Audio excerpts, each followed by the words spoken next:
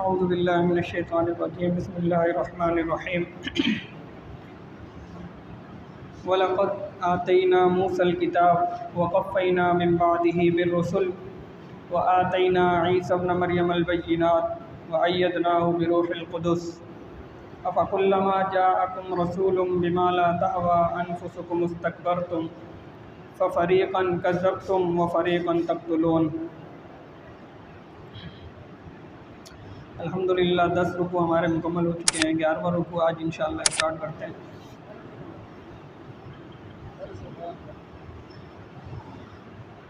اس آیت کا پس منظر اور مختصر سا تعارف یہ ہے کہ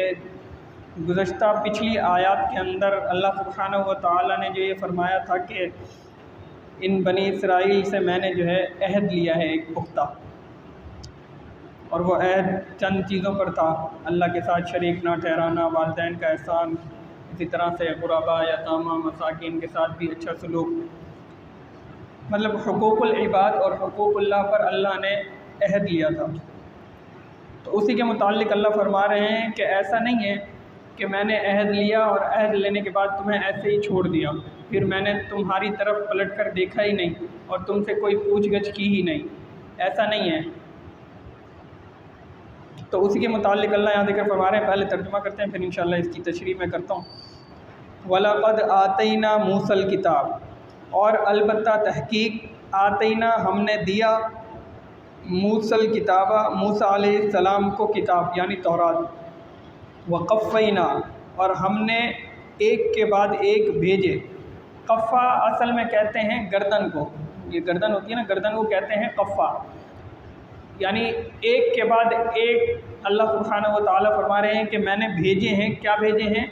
من بعدہ بالرسل، اس کے بعد بہت سارے رسول، یعنی حضرت موسیٰ علیہ السلام کو تورات دینے کے بعد جب موسیٰ علیہ السلام اللہ کے پاس چلے گئے تو موسیٰ علیہ السلام کے بعد بھی میں نے بنی اسرائیل میں بہت سے انبیاء بھیجے ہیں، ایک کے بعد ایک نبی میں نے بھیجا ہے۔ اچھا، قفا گردن کو کہتے ہیں، لیکن اس کا ہم لفظی معنی نہیں لیں گے بلکہ اس کا محاورتاً جو معنی مفسرین نے ذکر فرمایا ہے وہ معنی ہم اس کا مراد لیں گے، اور وہ بامحاورہ ترجمہ یہی ہے کہ ایک کے بعد ایک یا کے بعد دیگر پہ در پہ اللہ سبحانہ و تعالیٰ نے انبیاء جو ہے وہ بھیجے ہیں۔ وَآتَيْنَا عِيسَى ابْنَ مَرْيَمَ الْبَيِّنَاتِ، اور ہم نے عطا کیا عیسیٰ ابن مریم کو البینات، کھلی نشانیاں، واضح نشانیاں۔ وَأَيَّدْنَاهُ بِرُوحِ الْقُدُسِ، اور ہم نے تائید کی عیسیٰ علیہ السلام کی مقدس روح کے ذریعے سے۔ ایدنا کا معنی ویسے تو مدد کا آتا ہے، لیکن ایدنا کا معنی تائید میں بھی لیتے ہیں کہ تائید کی حضرت عیسیٰ علیہ السلام کی، اور وہ کیسے؟ مقدس روح کے ذریعے سے۔ مقدس روح کون ہے؟ علماء فرماتے ہیں کہ روح القدس سے مراد حضرت جبریل علیہ السلام ہے۔ تو مقدس روح کے ذریعے سے اللہ نے تائید فرمائی حضرت عیسیٰ علیہ السلام کی۔ افکلما جاءکم، افا حمزہ زبر آ جو ہے اس کا معنی ہوتا ہے کیا، جیسے ارائیت الذی ہے، علم نشرح ہے، تو حمزہ زبر آ جو ہے اس کا معنی ہوتا ہے کیا، اور فا کا معنی ہوتا ہے تو، بس، یا پھر کلما کا معنی ہوتا ہے جب۔ افا کلما، تو جب جاءکم آئے تمہارے پاس رسول، رسول، بما، بما، ان چیزوں کے ساتھ، لا تہوا انفسکم، جو تمہارے جی کو پسند نہیں تھے۔ ہوا پسندیدہ چیز کو کہا جاتا ہے، پسند کو کہا جاتا ہے، جیسے اللہ سبحانہ و تعالیٰ نے اما پارے کے اندر سورہ نازعات کے اندر بھی ذکر فرمایا ہے، وَأَمَّا مَنْ خَافَ مَقَامَ رَبِّهِ وَنَهَى النَّفْسَ عَنِ الْهَوَىٰ، یہ جو ہوا اللہ نے ذکر فرمایا ہے، یہ اس کا ترجمہ یہ ہے کہ وہ شخص جو اپنی نفسانی خواہشات کو اللہ کے ڈر اور خوف کی وجہ سے روکے رکھتا ہے، تو اس کا ٹھکانہ فَإِنَّ الْجَنَّةَ هِيَ الْمَأْوَىٰ، وہ جنت کا ٹھکانہ ہے۔ تو ہوا خواہشات نفسانی کو کہا جاتا ہے ہوا۔ تو یہاں اللہ فرما رہے ہیں بما، ان چیزوں کے ذریعے سے انبیاء تمہارے پاس آئے، لا تہوا انفسکم، اور وہ جو اعمال آپ کو بتاتے تھے یا فعل آپ کو بتاتے تھے یا جو احکامات آپ کو بتاتے تھے، لا تہوا انفسکم، وہ تمہیں پسند نہیں تھے۔ استکبرتم، استکبرتم اصل میں تھا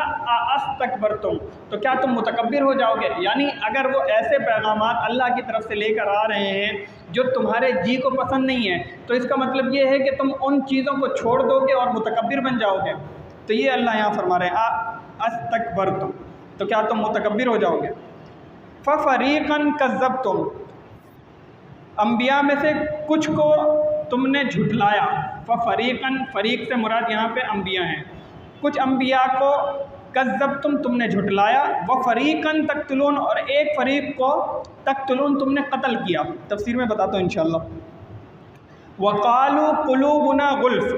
اور انہوں نے کہا قلوبنا، ہمارے جو دل ہیں، غلف یہ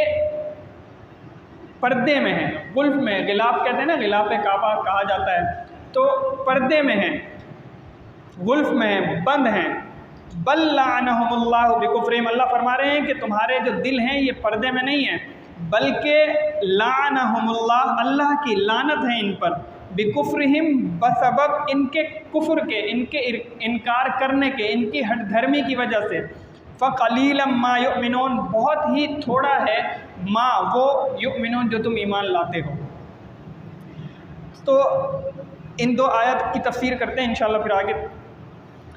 تو اللہ سبحانہ و تعالیٰ یہاں جواب دے رہے ہیں اس عہد کا کہ ایسا بالکل بھی نہیں ہے کہ میں نے تم سے عہد لیا اور عہد لینے کے بعد میں نے تمہیں ویسے ہی ویلا چھوڑ دیا، آزاد چھوڑ دیا، اب تم سے کوئی پوچھ گچھ نہیں ہوگی، کوئی تم سے داد رسی نہیں ہوگی، تمہارے جو بھی تمہارے من میں آئے تم وہ کر گزرو، ایسا کچھ نہیں ہے۔ اللہ فرما رہے ہیں کہ میں نے جب تم سے عہد لیا تو اس کے بعد میں نے پھر بنی اسرائیل میں بہت سارے انبیاء حضرت موسیٰ علیہ السلام کے بعد بھیجے، اور اس کے بعد بھی میں نے حضرت عیسیٰ علیہ السلام جو معتبر نبی تھے، ان انبیاء میں سے ایک نبی حضرت عیسیٰ علیہ السلام کو جو سب سے آخری تھے بنی اسرائیل میں سے، ان کو بھی میں نے بھیجا، اور ان کو پھر میں نے واضح نشانیاں دی۔ واضح نشانیاں کون سی تھیں؟ کہ کوڑ کا مرض کسی شخص کو ہوتا تھا تو حضرت عیسیٰ علیہ السلام دعا کرتے تھے، ہاتھ اس پر پھیرتے تھے تو اللہ کے حکم سے وہ کوڑ کا مرض، وہ مریض جو تھا وہ شفا یاب ہو جاتا تھا۔ اسی طرح سے مادرزاد جو اندھا ہوتا تھا، حضرت عیسیٰ علیہ السلام دعا کرتے اور ہاتھ پھیرتے تھے تو اللہ سبحانہ و تعالیٰ اسے بینائی عطا فرما دیتے تھے۔ اسی طرح سے مردہ شخص جو کئی سو سالوں کا مردہ ہوتا تھا، اسے بھی اللہ کے حکم سے دعا کر کے زندہ فرما دیا کرتے تھے۔ تو یہ سارے معجزات اور کھلی نشانیاں اللہ نے حضرت عیسیٰ علیہ السلام کو دے کر بھیجی تھی۔ اب یہ جو نشانیاں ان بنی اسرائیل کے لوگوں نے دیکھی، ان یہودیوں نے دیکھی، تو یہ یہود کیا کہتے تھے کہ ان کے ساتھ کوئی بدروح ہے، ان کے ساتھ کوئی جناتی لوگ ہیں، جنات ہیں یا شیاطین ہیں ان کے ساتھ، جو ان کے ساتھ یہ اعمال کرواتے ہیں ان سے۔ یہ کسی کوڑ والے کو ہاتھ پھیرتے ہیں تو وہ شیطانی عمل ایسا ہوتا ہے کہ وہ کوڑ کا مریض جو ہے ٹھیک ہو جاتا ہے، شفا یاب ہو جاتا ہے۔ ان کا یہ کہنا تھا کہ ان کے ساتھ کوئی نیک لوگ نہیں، کوئی اچھی روح نہیں ہے، مقدس روح نہیں ہے، بلکہ بدروح ان کے ساتھ گھومتی پھرتی ہے، ناپاک روح ان کے ساتھ ہوتی ہے، شیاطین ان کے ساتھ ہوتے ہیں۔ تو اس کا جواب جو ہے وہ اللہ سبحانہ و تعالیٰ فرما رہے ہیں کہ ایسا کچھ بھی نہیں ہے۔ وَآتَيْنَا عِيسَى ابْنَ مَرْيَمَ الْبَيِّنَاتِ، ہم نے عیسیٰ ابن مریم کو بہت ساری نشانیاں دی، اور ہم نے أَيَّدْنَاهُ، تائید کی حضرت عیسیٰ علیہ السلام کی روح القدس، حضرت جبریل امین علیہ السلام کے ذریعے سے۔ تم جو کہہ رہے ہو کہ شیطان تھے یا جنات تھے وہ بھی برے، تو ایسا کچھ نہیں ہے، بلکہ ان کے ساتھ جو ان کی مدد کر رہے تھے میرے حکم سے وہ حضرت جبریل علیہ السلام ہی تھے، اور حضرت جبریل علیہ السلام ہی وہ تھے جنہوں نے حضرت عیسیٰ علیہ السلام کو باقی تمام دوسرے فرشتوں کے ساتھ مل کر جو ہے، جب صلیب پر ان یہودیوں نے حضرت عیسیٰ علیہ السلام کو چڑھایا تھا اور شہید کرنے کی کوشش کی تھی، تو اللہ نے حضرت جبریل امین اور دیگر فرشتوں کے ذریعے سے انہیں آسمان پر اٹھوایا تھا۔ تو حضرت جبریل امین ہمیشہ ان کے ساتھ رہتے تھے۔ اور ویسے بھی آپ نے دیکھا ہوگا کہ بزرگ حضرات جو ہوتے ہیں، اولیاء اللہ جو ہوتے ہیں، ان کے ساتھ بھی اللہ کی مدد ہوتی ہے۔ وہ کبھی کبھی ایسے الفاظ اپنی زبان سے ادا کر جاتے ہیں جو انسان سوچ نہیں سمجھ نہیں سکتا کہ ایسے الفاظ بھی مطلب ادا ہو سکتے ہیں۔ تو وہ القابات جو ان کی زبان سے ادا ہو رہے ہوتے ہیں، یا وہ باتیں جو ان کے دل دماغ،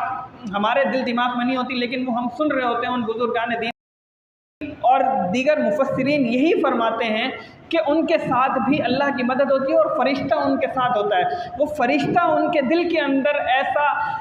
لفظ اور ایسا جملہ پیدا کر دیتے ہیں کہ سننے والوں کو بڑی حیرت ہوتی ہے کہ یہ جملہ کیسے ان کی زبان پر آ گیا۔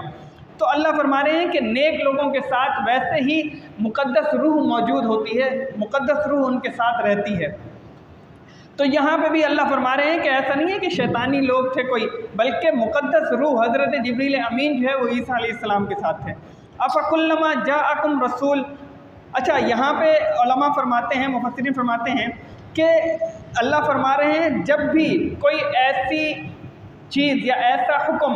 جو اللہ سبحانہ و تعالیٰ نے ان کو دینا ہوتا تھا، جب یہ حکم سنتے تھے، اگر ان کے جی کی طرح ہوتا تھا، ان کو پسند ہوتا تھا وہ حکم کہ ہاں یہ ہماری مرضی کا حکم اللہ نے دے دیا ہے، تو اس پر تو بڑی خوشی سے وہ عمل کرنے لگ جاتے تھے۔ لیکن جب دیکھتے تھے کہ ہمارے مطلب کا جو ہے وہ حکم نہیں آیا ہے، ہماری مرضی کا حکم نہیں آیا ہے، تو پھر وہ اس عمل کو چھوڑ دیتے تھے، اور پھر وہی اپنے دوسرے لوگوں کو بھی کہتے تھے کہ ہم نے تو جب اللہ سبحانہ و تعالیٰ سے بات کی تھی تو اللہ نے فرمایا تھا کہ تورات کہ وہ احکامات جن پر تم آسانی سے عمل کر سکو تو کر لو، جن پر تم آسانی سے عمل نہ کر سکو تو تم عمل نہیں کرنا، میں جو ہے تمہیں چھوڑ دوں گا، آزاد کر دوں گا، تمہاری جو ہے وہ پوچھ گچھ نہیں ہوگی۔ لیکن اللہ فرما رہے ہیں ایسا کچھ نہیں ہے۔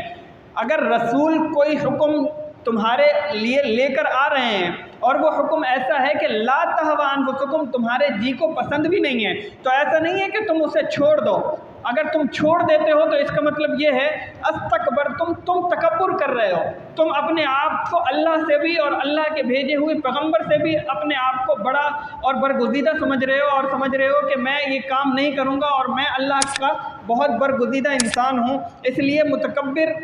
ہو کر اللہ سبحانہ و تعالیٰ کے حکم کو چھوڑ رہے ہو۔ تو اللہ فرما رہے ہیں ایسا نہیں ہے۔ اور فَفَرِيقًا كَذَّبْتُمْ، یہ جو انبیاء میں نے حضرت موسیٰ علیہ السلام کے بعد بہت سارے بھیجے، تم نے کیا کیا کہ ان انبیاء میں سے بہت سے ایسے انبیاء گزرے ہیں جن کو تم نے جھٹلایا، تم نے کہا کہ ہم جو ہیں وہ ان انبیاء کی بات کو سچ نہیں مانتے ہیں، ہم ان انبیاء کو سچا نہیں مانتے ہیں، تم نے ان کو جھٹلایا۔ اور کچھ انبیاء ایسے تھے کہ جن کو تم نے خود اپنے ہاتھوں سے قتل کیا، شہید کیا۔ حضرت زکریا علیہ السلام کے متعلق آتا ہے، حضرت یحییٰ علیہ السلام کے متعلق آتا ہے کہ ان کے جو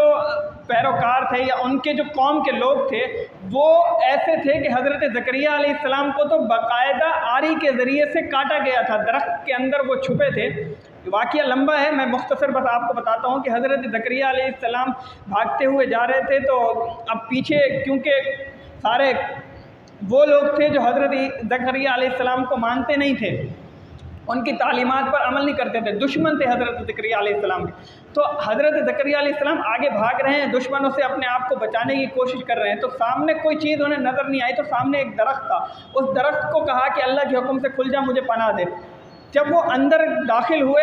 درخت چر گیا تھا، وہ جو پورا درخت تھا وہ چر گیا، جیسے ہی چرا تو حضرت زکریا علیہ السلام اندر داخل ہوئے، جیسے اندر داخل ہوئے تو ان کی جو قمیض تھی یا جو بھی کپڑا انہوں نے پہنا ہوا تھا اس کپڑے کا چھوٹا سا ٹکڑا درخت سے باہر رہ گیا، یعنی وہ پورا پیک ہو گیا درخت دوبارہ جیسے پہلے تھا، لیکن کپڑا تھوڑا سا باہر رہ گیا۔ اس چھوٹے سے کپڑے کے رہنے کی وجہ سے وہ جو دشمن تلاش کر رہے تھے انہوں نے تلاش کیا کہ حضرت زکریا علیہ السلام اس درخت میں موجود ہیں، تو انہوں نے کیا کیا کہ آرا لیا، جو بھی کاٹنے کا آلہ اس وقت موجود تھا وہ آلہ انہوں نے اس وقت لیا اور حضرت زکریا علیہ السلام کو بیچ سے کاٹ دیا، یعنی اس درخت کو کاٹا تو حضرت زکریا علیہ السلام بھی بیچ سے کٹ گئے۔ تو انہوں نے اس طرح سے انبیاء کو قتل کیا۔ اسی طرح سے یحییٰ علیہ السلام ہیں، ان کو بھی انہوں نے قتل کیا۔ تو اللہ فرما رہے ہیں کہ تم تو وہی لوگ ہو کہ تم نے بہت سے انبیاء کی تکذیب بھی کی ہے اور بہت سے انبیاء کو تم نے اپنے ہاتھوں سے قتل بھی کیا ہے۔ آگے اللہ فرما رہے ہیں وَقَالُوا قُلُوبُنَا غُلْفٌ، اور وہ کہتے ہیں کہ ہمارے دلوں کے اندر کیا ہے، غلف ہے، بند ہے ہمارا دل۔ یعنی مطلب کیا ہے، دل بند کیوں ہے؟ بند اس طرح سے ہے کہ جو احکامات ہم پر آ چکے ہیں بس وہی سچے ہیں، ہم انہی کو مانتے ہیں، اس کے علاوہ اب ہم اور کوئی دین کوئی ایمان نہیں مانیں گے۔ یعنی اللہ سبحانہ و تعالیٰ اور رسول اللہ صلی اللہ علیہ وسلم کے ذریعے سے بتلا رہے ہیں کہ میں اب ایک کتاب تمہیں بھیج رہا ہوں اور اسی طرح سے تم سچے نبی ہو، یہ ان لوگوں کو بتاؤ۔ آقا ان لوگوں کو بتاتے ہیں تو وہ کیا کہتے ہیں؟ قلوبنا غلف، ہمارے دل جو ہیں وہ بند ہو چکے ہیں، بس ہمیں جو تعلیمات مل چکی ہیں تورات کے ذریعے سے ہم صرف اس پر عمل کریں گے، اس کے علاوہ اور کسی پر عمل نہیں کریں گے۔ تو اللہ فرما رہے ہیں ایسا کچھ نہیں ہے، یہ تمہارے دل بند نہیں ہوئے ہیں، تم مومن نہیں ہو، ایمان والے نہیں ہو، بل لعنہم اللہ بکفرہم، بلکہ اللہ کی لعنت ہے تم پر۔ اور لعنت کیوں ہے؟ اس وجہ سے کہ تم نے انکار کیا ہے، تم نے کفر کیا ہے اس چیز سے کہ جو رسول اللہ صلی اللہ علیہ وسلم لے کر آئے ہیں۔ اور فَقَلِيلًا مَا يُؤْمِنُونَ، بہت ہی کم ایسے لوگ ہیں جو بس گنے چنے وہ ایمان لے کر آئے ہیں، ورنہ تم میں سے بہت سے ایسے ہیں کہ جو ایمان نہیں لا رہے، جو مومن نہیں ہیں، صرف زبانی کلامی انہوں نے کہا کہ ہم مومن ہیں، لیکن حقیقتاً وہ مومن نہیں ہیں اور اللہ کی لعنت ان پر برس رہی ہے۔ آگے اللہ فرماتے ہیں وَلَمَّا جَاءَهُمْ كِتَابٌ مِّنْ عِندِ اللَّهِ مُصَدِّقٌ لِّمَا مَعَهُمْ، اور جب ان کے پاس کتاب آئی اللہ کی طرف سے، مصدقن، اور وہ کتاب ایسی ہے، یعنی قرآن کریم کے متعلق اللہ فرما رہے ہیں وَلَمَّا جَاءَهُمْ کتاب، اور جب آئی ان کے پاس کتاب یعنی قرآن کریم من عند اللہ، اللہ کی طرف سے، اللہ کے ہاں سے، مصدقن، اور وہ کتاب ایسی ہے جو تصدیق کرنے والی ہے، لما،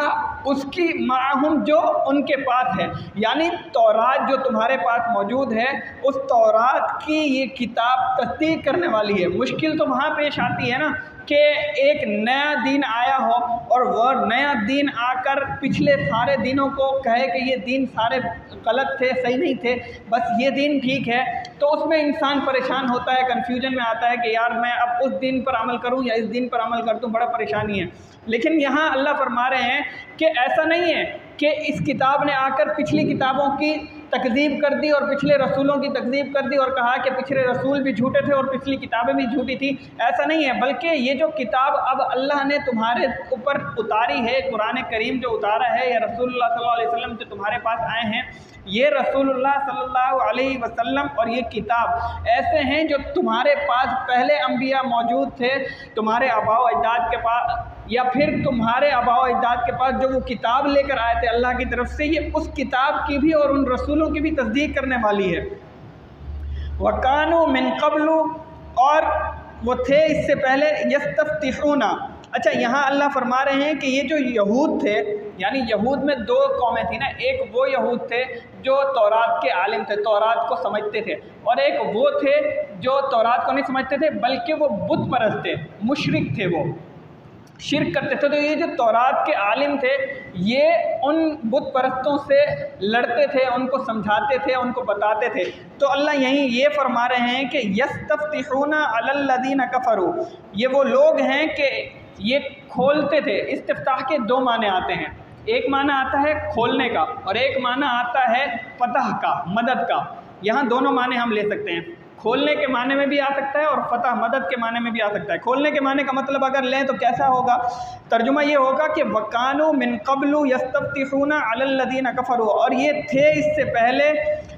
کھولنے والے، یعنی تورات کو کھول کھول کر بیان کرتے تھے، علی الذین، ان لوگوں پر، کفروا، جو منکر تھے، جو کافر تھے، جو بت پرست تھے، جو مشرک تھے، ان پر یہی یہود کے عالم کیا کرتے تھے؟ اپنی تورات کو کھول کھول کر بیان کرتے تھے اور کہتے تھے کہ اللہ نے یہ حکم دیا ہے، اللہ نے یہ حکم دیا ہے، یہ وہ لوگ تھے۔ اور دوسرا مطلب اگر لیں کہ فتح کا معنی ہے استفتاح کا، تو اس کا مطلب یہ ہے کہ یہ کہتے تھے کہ اللہ سبحانہ و تعالیٰ ایک نبی بھیجیں گے، اس نبی کے ساتھ مل کر ہم ان کی مدد کرتے ہوئے ان لوگوں کے خلاف آئیں گے جو اس کا انکار کرتے ہیں، جو اس کا انکار کر کے مشرک ہو گئے اور بت پرست ہو گئے، ہم ان کا مقابلہ کریں گے اور فتح حاصل کریں گے انشاءاللہ، مدد کریں گے ہم کس کی؟ رسول اللہ صلی اللہ علیہ وسلم کی۔ تو اس کے دو مطلب ہیں، یہ ایک کھولنے کا مطلب اور ایک فتح کا مطلب، تو دونوں مطلب یہاں میں نے آپ کے سامنے ذکر کیے۔ فلما جاءہم ما عرفوا، اچھا اللہ فرما رہے ہیں کہ فلما جاءہم، اور جب آئے ان کے پاس، ما، وہ، عرفوا، جسے یہ پہچانتے ہیں، یعنی اہل تورات جو تھے وہ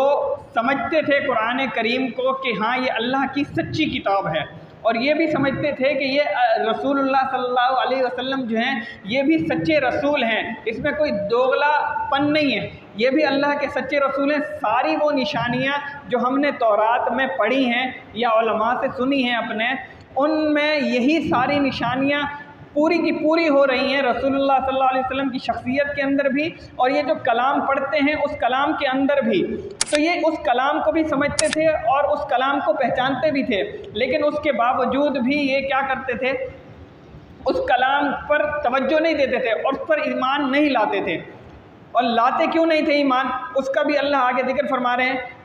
وہ میں آپ کو آگے بتاتا ہوں۔ اللہ فرما رہے ہیں ما عرفوا، یہ اس کلام کو اور نبی کو جانتے تھے، کفروا بھی، لیکن اس کے باوجود بھی کیا کرتے تھے، اس کا انکار کرتے تھے۔ فلعنۃ اللہ علی الکافرین، اللہ کی لعنت ہے کافروں پر، یعنی انکار کرنے والوں پر، جو جانتے بوجھتے ہوئے سمجھتے ہوئے اس چیز کو کہ یہ سچی کتاب ہے، یہ سچے رسول ہیں، تورات میں انہوں نے ساری وہ باتیں جو ان پر پوری ہو رہی ہیں وہ ساری انہوں نے پڑھ لی ہیں، لیکن اس کے باوجود بھی ہٹ دھرمی کی وجہ سے، اپنے آپ کو بڑا سمجھنے کی وجہ سے کہ ہم بنی اسرائیل کی قوم ہیں اور بنی اسرائیل اللہ کا بہت مقرب قوم ہے اللہ کی، تو اس وجہ سے وہ انکار کر رہے ہیں۔ تو اللہ فرما رہے ہیں کہ ان کے اس تکبرانہ مزاج کی وجہ سے اور ان کی اس ہٹ دھرمی کی وجہ سے لعنت اللہ علی الکافرین، اللہ کی لعنت ہے ان پر۔ بئس ما اشتروا بہ انفسہم، بئس ما کہتے ہیں تعجب کی بات کو، اچھا ایسا بھی ہے، یعنی اللہ سبحانہ و تعالیٰ یہاں فرما رہے ہیں کہ بھائی تم سب کچھ جانتے ہو، تمہیں سب پتہ ہے، تم سب پڑھ چکے ہو، لیکن اس کے باوجود بھی تم جو ہے اس پر ایمان نہیں لا رہے، رسول اللہ صلی اللہ علیہ وسلم پر ایمان نہیں لا رہے، قرآن پر ایمان نہیں رہے۔ بڑے تعجب کی بات ہے، بڑی حیرانگی کی بات ہے کہ تم سب کچھ جانتے بوجھتے ہوئے بھی ایمان نہیں لا رہے۔ بئس ما، بڑی ہی برائی ہے، ویسے اس کا اصل جو معنی ہے وہ معنی ہے برائی کا، کہ بڑی ہی تباہی ہے، بڑی ہی برائی ہے۔ اشتروا، بڑی ہی برائی کس چیز میں ہے، اس قیمت میں ہے۔ اشتروا بہ انفسہم، کہ جس کے ذریعے کہ تم اپنی جانوں کو بیچ کر کماتے ہو، وہ کمائی بہت ہی بری ہے جو تم اپنی جانوں کو بیچ کر کماتے ہو۔ اب یہاں پر کیسے وہ بیچتے تھے، وہ اس طرح سے بیچتے تھے کہ وہ اللہ کے احکامات کو فالو نہیں کر رہے تھے اور اللہ کے رسول پر ایمان نہیں لا رہے تھے۔ وہ کہتے تھے کہ جو اللہ کے رسول صلی اللہ علیہ وسلم پہلے گزرے ہیں، جو تورات پہلے ہم پر نازل ہوئی ہے، بس وہی ہمارے لیے شافی اور کافی ہے، ہمیں کسی اور چیز کی ضرورت نہیں ہے۔ تو اللہ یہاں فرما رہے ہیں کہ ان کی یہ جو کمائی ہے یہ بہت ہی بری کمائی ہے۔ اشتروا بہ انفسہم، اشترا کا معنی خریدنے میں بھی آتا ہے اور بیچنے میں بھی آتا ہے۔ تو یہاں اللہ نے جو حکم بیان فرمایا ہے، یہاں پہ مطلب مفسرین نے لیا ہے بیچنے کا، کہ بہت ہی برا ہے بیچنا اپنے آپ کو اس کے ذریعے سے۔ ان یکفروا بما انزل اللہ بغیا، کہ وہ انکار کرتے ہیں اس کا جو اللہ نے اتارا ہے،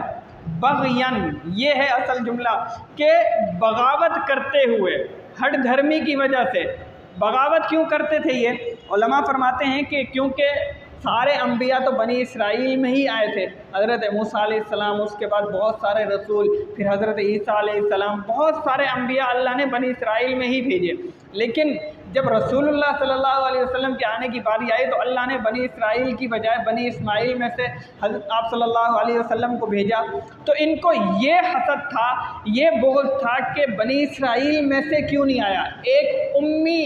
قوم میں سے کیوں آخری پیغمبر آئے ہیں، اور بنی اسماعیل میں سے کیوں آ گئے یہ آخری پیغمبر، ہم میں سے کیوں نہیں آئے۔ بس اسی بغاوت کی وجہ سے، اسی حسد اور کینہ اور بغض کی وجہ سے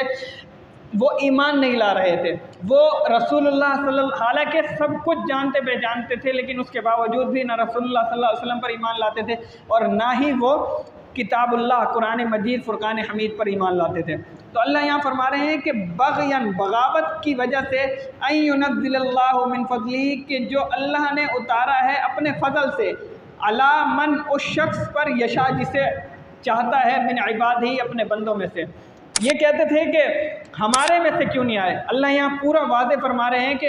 من فضلہ علی من یشاء من عبادہ، اللہ جس بندے پر بھی، اپنے بندوں میں سے جس بندے پر بھی چاہتے ہیں وہ اپنا فضل فرما دیتے ہیں اور اپنا فضل اتار دیتے ہیں۔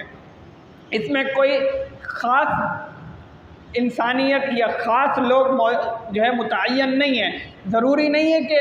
آخری نبی بنی اسرائیل میں سے ہی آنے تھے۔